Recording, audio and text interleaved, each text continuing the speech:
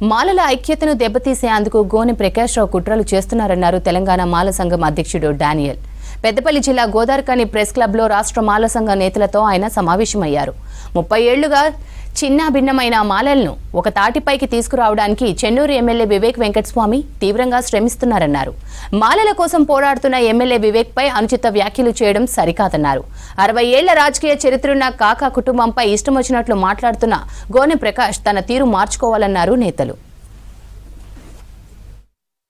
మాజీ ఎమ్మెల్యే గోనె ప్రకాష్ రావు గారు మాలల పట్ల మాలలకు సంఘీభావం తెలుపుతూ మాల ఉద్యమానికి చేదోడు వాదోడుగా నిలిచినటువంటి వివేక్ ఆయన కుటుంబాన్ని గురించి మాట్లాడినటువంటి విషయాలని మాల కుటుంబాలుగా మాల సంఘాలుగా తీవ్రంగా వ్యతిరేకిస్తూ ఉన్నాం.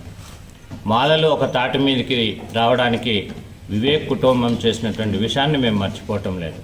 గత 30 సంవత్సరాలుగా మాలలు చిన్న భిన్నమైపోయినటువంటి సంగతి మీరు చూస్తూ ఉన్నారు. దాన్ని ఓ తాటి మీదకి తీసుకొచ్చి మాలల సత్తా ఏంటో చూపినటువంటి మార్గనిర్దేశకుడు వివేక్ అని మేము చెప్పక తప్పదు. ఒకవేళ వివేక్ చేసినటువంటిది నీకు కంటగింపుగా ఉంటే లేదా అది అసూయగా ఉంటే అదే తప్పు వివేక్ కుటుంబము ఇంకా 100 సార్లు చేస్తారు, 1000 సార్లు చేస్తారు. దాని ద్వారా మాలలు ఒకటైతారు.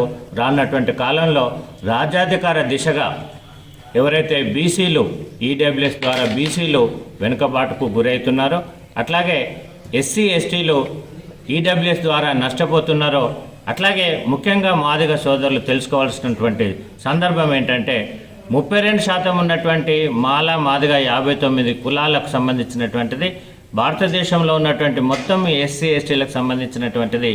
ఈడబ్ల్యూఎస్కి ఏమో 10% రిజర్వేషన్ ఉంటుంది.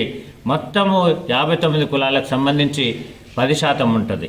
ఏ ఒక్క అవినీతి ఆరోపణ లేని కుటుంబం ఏదైనా ఉందంటే కాకా ఫ్యామిలీని. కొన్ని వేల మంది, దాదాపుగా 8,000 మందికి హైదరాబాద్లో గుడిసెలు ఇప్పించినటువంటి చరిత్ర. విశాఖ చారిటబుల్ ట్రస్ట్ ద్వారా కొన్ని 100 మందికి సహాయ సహకారాలు అందించినటువంటి చరిత్ర మన కాకా గారు. అలాంటి కుటుంబాన్ని నువ్వు ఈ రోజున వర్గీకరణ అడ్డుకుంటానన్నాడు. 96, 97లో వర్గీకరణ అడ్డుకున్నాడు కాకా అన్నాడు. 2023లో వచ్చిన వర్గీకరణ దాన్ని వివేక్ అడ్డుకుంటానన్నది కరెక్ట్ కాదని సందర్భంగా తెలియజేస్తుంటా. ఇంకొకసారి కాకా కుటుంబం మీద అవాకులు చెవాకులు పేలితే రామగుండంలో నిన్ను అడుగుపెట్టి